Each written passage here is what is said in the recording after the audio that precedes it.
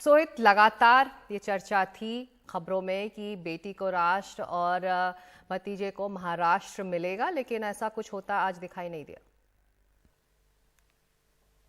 जी बिल्कुल। और ये कहीं ना कहीं चर्चा उससे पहले ये भी थी कि किस तरह से अजित पवार बीजेपी के करीब होते जा रहे हैं। बाद में शरद पवार ये एक ऐलान करते हैं कि वो अब एनसीपी के अध्यक्ष पद पर नहीं बने रहेंगे।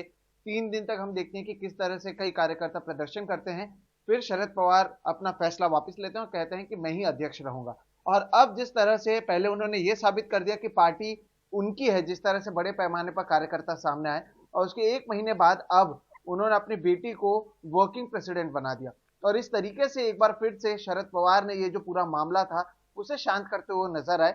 बिना ही पार्टी में कोई बगावत के उन्होंने अपने बेटी को इशारों इशारों में ही सही, लेकिन कार्यकर्ताओं को बता दिया कि उनके बाद या अगर वो अध्यक्ष नहीं रहते हैं तो कौन पार्टी की कमान संभालेगा। और जी बिल्कुल, ये जो आपने कहा वो सही है कि पहले यही कहा जा रहा था कि राष्ट्रीय राजनीति सुप्रिया सुले देखेंगी और महाराष्ट्र की राजनीति अजित पवार देखेंगे।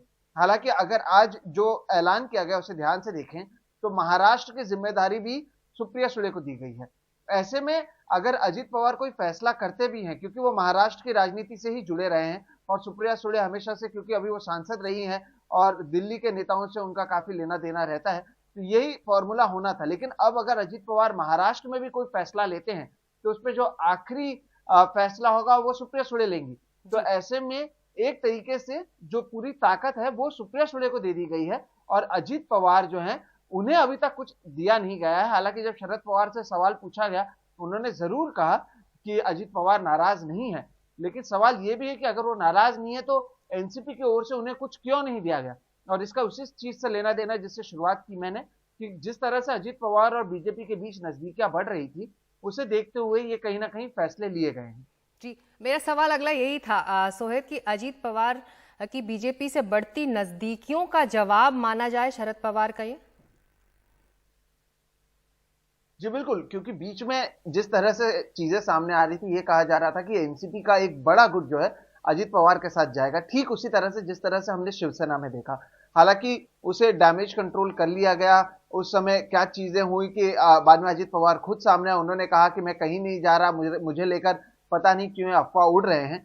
लेकिन उसके बाद जिस तरह से डैमेज को कंट्रोल करने के लिए पहले शरद पवार ने यह एस्टैब्लिश किया कि पार्टी में जो भी फैसले होते हैं वो लेते हैं, उसे पहले उन्होंने एस्टैब्लिश किया अपने अध्यक्ष पद से इस्तीफा देने का ऐलान कर। और अब जिस तरह से उन्होंने ये फैसला लिया है इसका चाहकर भी कोई विरोध नहीं कर सकता है।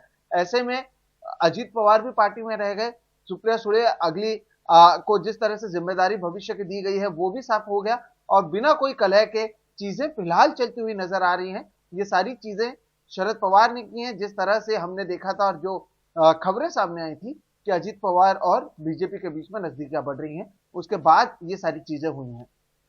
शुक्रिया सोहित, इस पूरी जानकारी और चर्चा के लिए आपका मुंबई से।